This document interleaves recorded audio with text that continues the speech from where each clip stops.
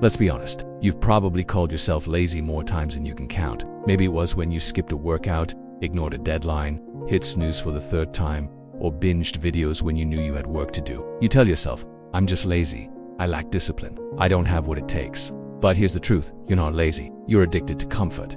And that addiction is quietly stealing your potential. Laziness is not a character trait. It's not your identity. It's not who you are. It's a symptom, a reaction, a defense mechanism built around avoiding discomfort. You've simply gotten used to a world that makes comfort so accessible, so constant, that anything outside of it feels unbearable. But here's the uncomfortable truth.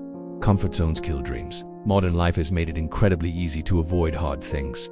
Food delivered with a few taps, entertainment streaming 24/7, algorithms feeding you the next distraction before you even have time to feel bored. Everything is designed to keep you comfortable, stimulated, and numb. You never have to sit in silence. You never have to feel hunger. You never have to confront your own thoughts. But comfort has a cost, and the longer you stay there, the higher that cost becomes. The gym is uncomfortable. Building a business is uncomfortable. Having hard conversations, facing failure, waking up early, pushing past your limits. It's all which is why most people avoid it. But here's the thing. The life you want, the goals you dream about, the confidence you crave, they all live on the other side of discomfort. Every person you admire, every story of transformation you've ever heard, started with someone doing something hard. Not once, not for a week, but consistently, even when they didn't feel like it. So if you're not lazy, what's really going on? You're operating from a brain that has been trained to avoid discomfort at all costs. The human brain is wired to keep you alive, not to make you extraordinary. It seeks safety, familiarity, certainty.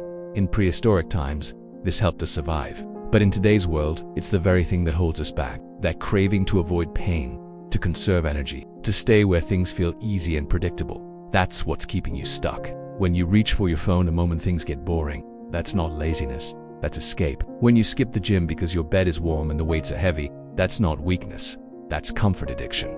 And the worst part, it doesn't even feel like a problem, because comfort doesn't scream at you. It whispers, it convinces you that you're fine, just the way you are. That you'll start tomorrow, that life isn't that bad. But deep down, something's off. You feel that restlessness, that quiet guilt, that frustration with yourself. You're capable of more, and every time you choose comfort over growth, that voice gets louder. That's not your inner critic, that's your potential trying to get your attention. Breaking free starts with awareness. You have to notice the patterns, the way you reach for distractions instead of diving into work, the way you justify skipping hard tasks with clever excuses, the way you start projects with passion and abandon them when they stop being fun. You don't need more motivation. You need to rebuild your relationship with discomfort. You need to see it not as something to avoid, but as something to embrace. Every time you do something uncomfortable, you build resilience. You tell your brain, we can handle this. You begin to rewrite the story you've been telling yourself. That story that says, I'm just not consistent, I can't focus, I always quit. That's not who you are. That's who you've been trained to be by a world that profits off your passivity.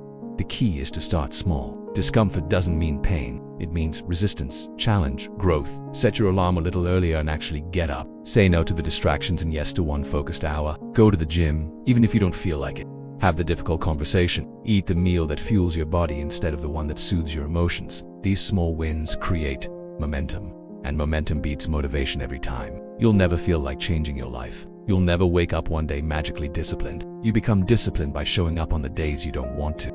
You build confidence by keeping promises to yourself, especially when it's hard. You develop purpose not by finding it, but by earning it through effort. This isn't about hustle culture or glorifying burnout.